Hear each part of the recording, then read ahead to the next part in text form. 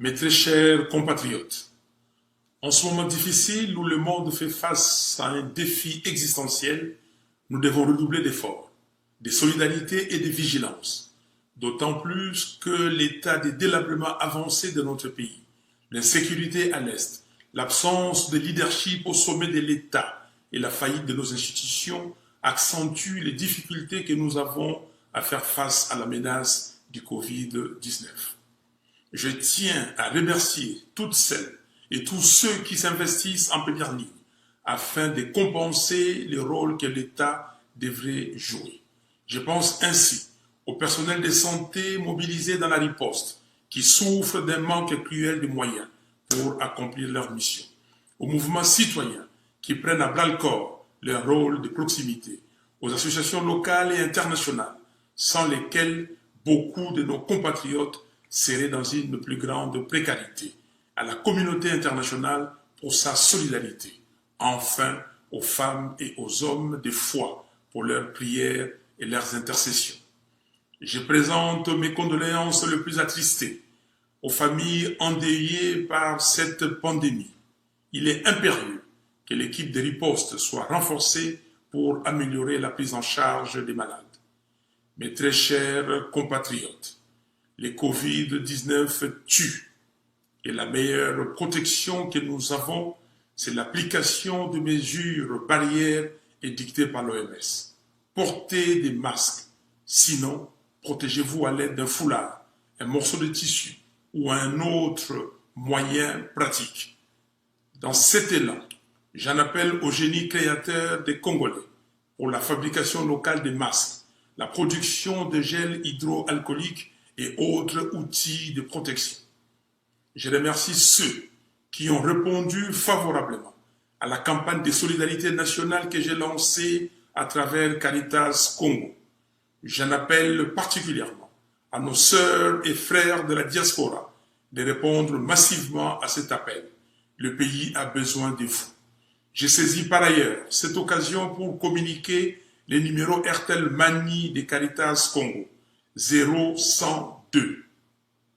Chers compatriotes, concernant les détournements des deniers publics qui ont élu domicile dans notre pays, je tiens à féliciter ODEP, Likoko, Nucha, Filimbi, Congo n'est pas à vendre, ACAJ, CLC, COGEP, OAS, les lanceurs d'alerte congolais, les autres membres de la société civile ainsi que la population congolaise pour leur courage, parcours et avenir sur les nombreux détournements qui ont émaillé le pays ces dernières années aboutissent sur des sanctions exemplaires.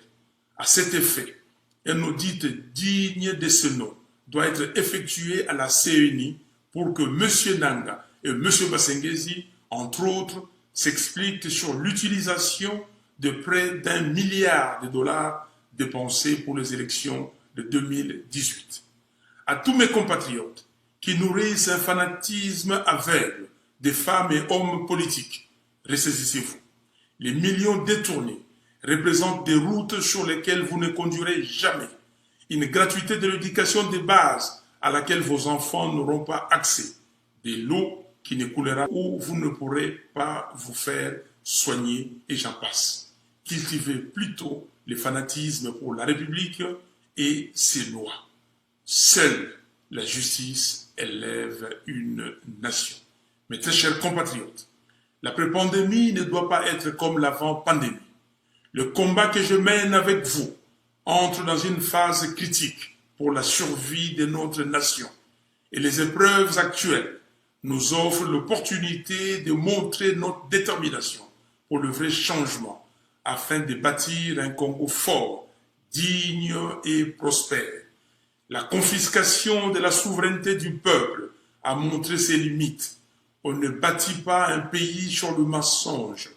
Chaque mensonge contracte une dette à payer à la vérité. Assurément, la gestion saine de la chose publique demeure la dernière préoccupation des alliés qui ont planifié et exécuté l'escroquerie électorale de décembre 2018. Et que nul ne soit dupe. La responsabilité personnelle de M. Félix Tshisekedi est aussi engagée dans la gestion de son programme de 100 jours et dans les dossiers de 15 millions de dollars. En effet, la responsabilité politique ne se délègue pas. Dans son homélie de Vigile pascal, le pape François nous enseigne que être heureux, c'est arrêter d'être une victime et devenir l'auteur de son destin. Fin de citation. Pendant que le pays est attaqué par les Covid-19, Ebola, et par ceux qui veulent le balkaniser à l'Est, à Kinshasa, on s'emploie à dépouiller l'État et à faire du juridisme. Il s'agit là d'un comportement irresponsable, insouciant et qui témoigne d'un grave manque de sérieux. C'est pourquoi, peuple congolais, très chers compatriotes, aujourd'hui, plus que jamais, préparons-nous à récupérer notre souveraineté. Que Dieu vous bénisse, que Dieu bénisse la RDC. Je vous remercie.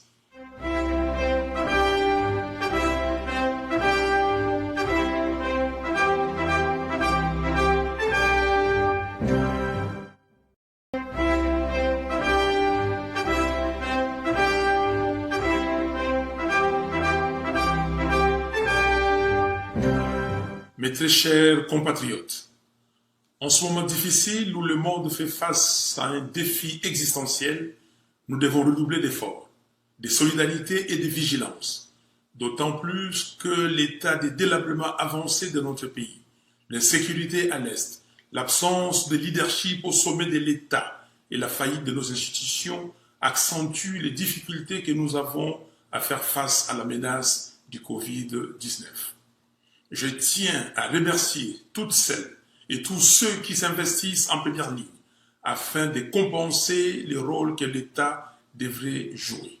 Je pense ainsi au personnel de santé mobilisé dans la riposte qui souffre d'un manque cruel de moyens pour accomplir leur mission, aux mouvements citoyens qui prennent à bras-le-corps leur rôle de proximité, aux associations locales et internationales sans lesquelles beaucoup de nos compatriotes seraient dans une plus grande précarité, à la communauté internationale pour sa solidarité, enfin aux femmes et aux hommes de foi pour leurs prières et leurs intercessions. Je présente mes condoléances les plus attristées aux familles endeuillées par cette pandémie. Il est impérieux que l'équipe de riposte soit renforcée pour améliorer la prise en charge des malades. Mes très chers compatriotes, le Covid-19 tue et la meilleure protection que nous avons, c'est l'application de mesures barrières édictées par l'OMS. Portez des masques, sinon protégez-vous à l'aide d'un foulard, un morceau de tissu ou un autre moyen pratique. Dans cet élan, j'en appelle au génie créateur des Congolais pour la fabrication locale des masques, la production de gel hydroalcoolique et autres outils de protection. Je remercie ceux qui ont répondu favorablement à la campagne de solidarité nationale que j'ai lancée à travers Caritas Congo. J'en appelle particulièrement à nos sœurs et frères de la diaspora de répondre massivement à cet appel. Le pays a besoin de vous. J'ai saisi par ailleurs cette occasion pour communiquer les numéros RTL Mani de Caritas Congo, 0102. Chers compatriotes, concernant les détournements des deniers publics qui ont élu domicile dans notre pays, je tiens à féliciter ODEP, Likoko, Nucha, Filimbi, Congo n'est pas à vendre, ACAJ, CLC, COGEP, OAS, les lanceurs d'alerte congolais, les autres membres de la société civile ainsi que la population congolaise pour leur courage, parcours et avenir sur les nombreux détournements qui ont émaillé le pays ces dernières années aboutissent sur des sanctions exemplaires. À cet effet, un audit digne de ce nom doit être effectué à la CENI pour que M. Nanga et M. Basengezi, entre autres, s'expliquent sur l'utilisation de près d'1 milliard de dollars dépensés pour les élections de 2018. À tous mes compatriotes qui nourrissent un fanatisme aveugle des femmes et hommes politiques, ressaisissez-vous. Les millions détournés représentent des routes sur lesquelles vous ne conduirez jamais, une gratuité de l'éducation de base à laquelle vos enfants n'auront pas accès, de l'eau, qui ne coulera où vous ne pourrez pas vous faire soigner et j'en passe. Cultivez plutôt le fanatisme pour la République et ses lois. Seule la justice élève une nation. Mes très chers compatriotes, l'après-pandémie ne doit pas être comme l'avant-pandémie. Le combat que je mène avec vous entre dans une phase critique pour la survie de notre nation. Et les épreuves actuelles nous offrent l'opportunité de montrer notre détermination pour le vrai changement afin de bâtir un Congo fort, digne et prospère. La confiscation de la souveraineté du peuple a montré ses limites. On ne bâtit pas un pays sur le mensonge. Chaque mensonge contracte une dette à payer à la vérité. Assurément, la gestion saine de la chose publique demeure la dernière préoccupation des alliés qui ont planifié et exécuté l'escroquerie électorale de décembre 2018. Et que nul ne soit dupe. La responsabilité personnelle de M. Félix Tshisekedi est aussi engagée dans la gestion de son programme de 100 jours et dans les dossiers de 15 millions de dollars. En effet, la responsabilité politique ne se délègue pas. Dans son homélie de Vigile Pascal, le pape François nous enseigne que être heureux, c'est arrêter d'être une victime et devenir l'auteur de son destin. Fin de citation.